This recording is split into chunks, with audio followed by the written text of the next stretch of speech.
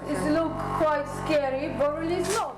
High street cosmetic surgeries like this one are happening up and down the country. And we damage with our students 2 times nerves and 1 time artery. They're just not thinking about the patient. It's unbelievable. In salons, shops, and even people's homes. Didn't expect it to be a house. I've been investigating this industry for almost a year now. And I've seen lives torn apart, shocking practices, she was one of a kind, and qualified surgeons reduced to tears. This is Britain's Backstreet Surgery Scandal. The UK has some of the most lenient laws in the Western world when it comes to cosmetics. Invasive procedures, which were once only performed by surgeons, are now also being done by beauticians. And the even scarier thing is that the majority of those people have only had a few hours of training. I've had word that this salon in Clapham is teaching people to do liposuction in just one day. Oh, hello. You're a little bit early, yes, you all right? Yeah. Our undercover reporter is posing as a student who wants to become qualified to carry out the procedure. You have a 1,100 left. Yes, that's what I've got. Brilliant. The trainer is quick to check we've got the money to pay for the course and doesn't seem too bothered by our reporter's lack of experience. I've only done like a couple of lip fillers and stuff before. I'll be explain everything. It's advertised as fat reduction, but one look at this suction wand and it's pretty clear it's an invasive treatment. Okay. I explain how we do the liquid. Yeah. There's half an hour of theory before the patient arrives. So who will be doing this actual procedure? You? Me with my students. Yeah. I have to warn you, what you're about to see is extremely difficult to watch. It looks quite scary, but really it's not. You can see she's okay, yeah? You're alright, yeah? No pain, everything is fine. Remember, the woman leading this course is not a registered doctor. After just a quick demo, another trainee is encouraged to have a go. Hold the face here, because it's less pain. I can't see. You don't need to see, you feel it. Pain? Little bit, okay. Tiny bit. The patient has received just local anaesthetic, meaning that she's awake for the whole procedure. No? You need to put the straight. Knife is going straight and it's... No. Straight in. And the knife going in the almost halfway. Oh, okay? Quite deep. Yeah, quite deep. By this point, we've seen enough. Our reporter makes her excuses. What's happened? My son, he's just fallen and hit his head. Right. Don't worry, I'll give you a certificate. Okay. Yeah? Despite not even finishing the basic training, she still passed the course and leaves with a certificate. Thank you so much for these. And a free box of chips from next door's takeaway. How she can be allowed to do this with zero training or medical healthcare background is just beyond belief. I was so shocked at what we managed to uncover, and I wanted an expert's opinion on just how bad it was. So I took my findings to Professor Ian Whitaker, a leading plastic surgeon who has been doing this procedure for decades. If we see, let's say, we damage the one side of the nerves, then we're very, very careful on other side. And we damage with our students 2 times nerves and 1 time artery. Come on, that's just ridiculous, isn't it? It's just unbelievable they're using this crazy terminology. If we damage one side, then we, to even continue with the other side, it just shows that they're just not thinking about the patient. It actually disgusts me, to be honest. I've been a doctor for over 22 years now. I never thought in my lifetime I'd see something like that. An invasive surgical procedure carried out by essentially a beautician. And I just think we really need to take a hard look at the regulations.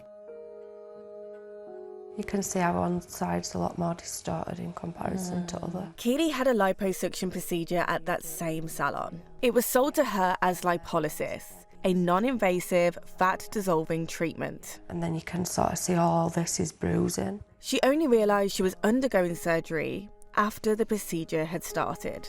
The next thing that I recall was the burning hot probe that were inserted, and I squealed out. And as I squealed out, I looked to the side of me and up their cupboards there was someone else's blood splashed. Keely ended up in hospital, where doctors suspected her bladder had been damaged. She messaged the clinic for advice. I did say, I've got concerns, I'm being rushed to A&E, I can't urinate, they're looking at catheterisation, I need your help, I need your advice, and I were ignored for a 2-day period.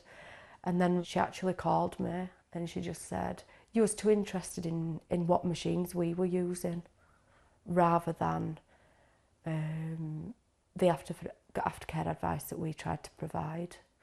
So it was kind of like she turned it back. I put these criticisms to the clinic, who chose not to respond to the safety concerns raised. So I went back to try and speak to them myself. We've got a few questions to ask you. Do you accept that these practices are unsafe? Do you answer some of our questions? Do you continue with these unsafe practices? I couldn't believe what Keely had been through. I decided to go back to watch Professor Whitaker at Cadogan Clinic in Chelsea to see how liposuction surgery should be performed.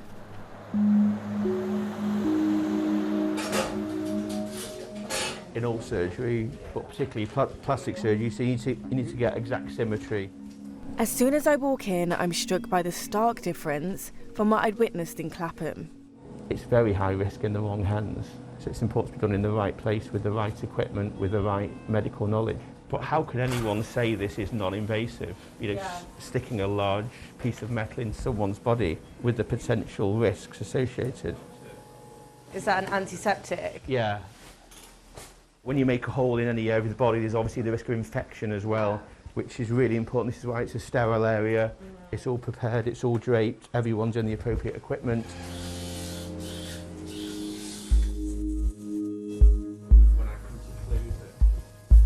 I'm really taken aback by how intrusive that surgery is, and to think that that's an actual surgeon and there's people with no medical training, a few hours of practice doing this procedure is just so crazy to me.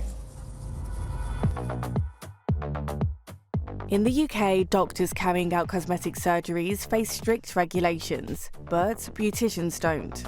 This loophole means that they can operate under the radar, often advertising their services as non-surgical and non-invasive. Campaigners are calling for it to be illegal to practice certain procedures without an official licence.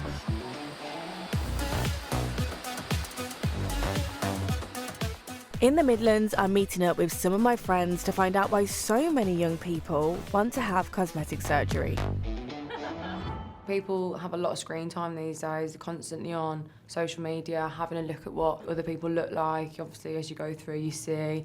And I just think people want that, don't they? And they want to look like the people that they're seeing, I suppose. When I go on my Explore page now, it is literally just girls. All girls, all beautiful, like in the most amazing... Like, it's just so aesthetically pleasing, every picture. Yeah. It's always the same sort of image that people are trying to get across. And don't get me wrong, it all looks beautiful. But then it makes you think, oh, God, like, I don't look like that. And then you start to, like, really get into a black hole of scrolling, don't you? Yeah. You think, oh, my God, maybe I should be doing it as well. It's totally plausible why people are influenced by their friends as well as social media. And it's addictive though, isn't it? And the thing is with like filler, for example, you go back because it wears off. It gets smaller or it goes down. Or a bit more this time then. Yeah, you get more and it builds up and it's the same thing, it's addictive. I'm not going to lie though, saying all this, if I had all the money in the world, I would probably be plastic from the head to toe. No. Like, I'm not even... You'd go to someone like professional, medical, like a doctor or a surgeon. You wouldn't just go I want the Kardashians surgeon.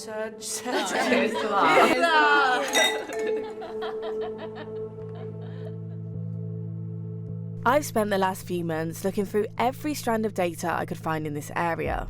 But because the industry is so unregulated, it's really difficult to understand how often these procedures go wrong. So we contacted every council and ambulance trust in the country. And here's what I discovered. Since 2021, there's been almost 1,200 ambulance call-outs to businesses with beauty or aesthetics in the name, for reasons including chest pain, immediate threats to life, and major trauma. And in the last 5 years, there have been over 650 complaints to local authorities about aesthetic procedures. One of the most notorious and dangerous is the Brazilian butt lift. Traditionally, surgeons injected fat into the bum. Now, beauticians are offering a so-called non-surgical option, where hundreds of millilitres of filler is injected instead.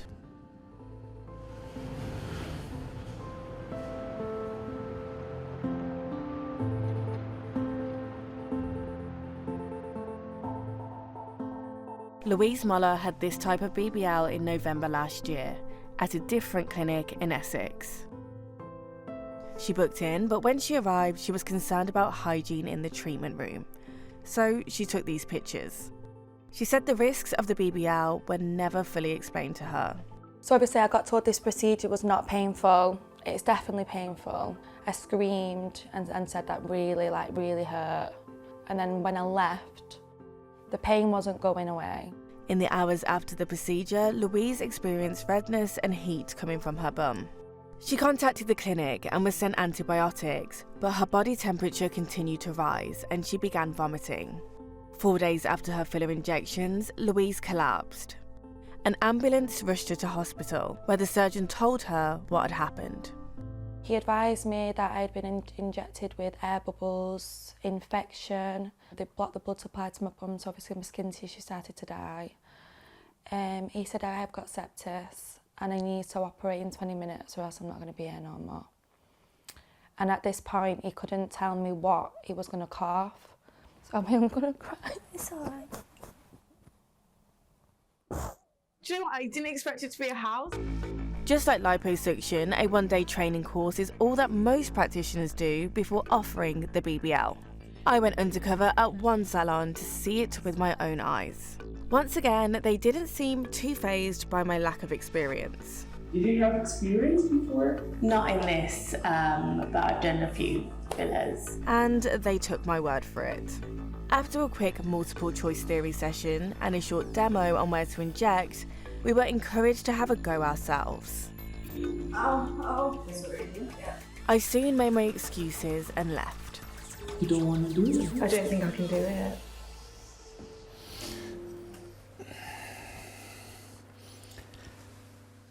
Where to start?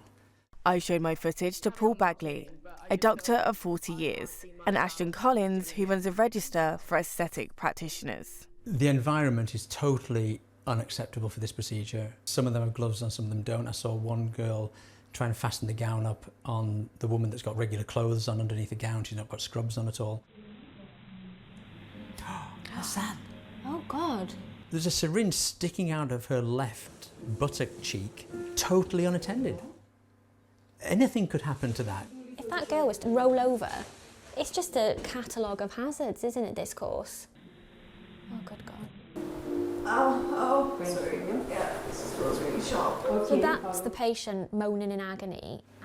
How does that make you feel? Angry. This is going on all over the country every day, and more people are having these treatments done, and these so-called training academies are capitalising on this, and they are unsafe. That's probably one of the most horrible videos I've seen. Yeah. Really, seriously, guys, that's just horrible. Paul, you seem quite moved by that. Yeah, I think I am, yeah. Suddenly, the story took a much darker turn. A mum of 5 becomes the first to die following a Brazilian butt lift procedure in a UK clinic. While we were filming for this investigation, the issue of Backstreet Surgery became headline news. 33-year-old Alice Webb died after suffering complications following a liquid BBL at another clinic in Gloucester. Alice's partner Dane agreed to talk to me, to pay tribute to her and call for change. The family hoped to bring in a new law, Alice's Law, to stop non-medics being able to perform these procedures. The worst bit was obviously, coming back from the hospital and then kind of reciting in my head, how do I tell the kids? Telling them was one of the worst things, I've ever had to do. The way I worded it was, Mum went for a procedure. she fell asleep and hasn't woken up. You know, they're told that mum is above, mum is watching above you. You know, it's okay to talk to mum in your head, out loud. Yeah, I do.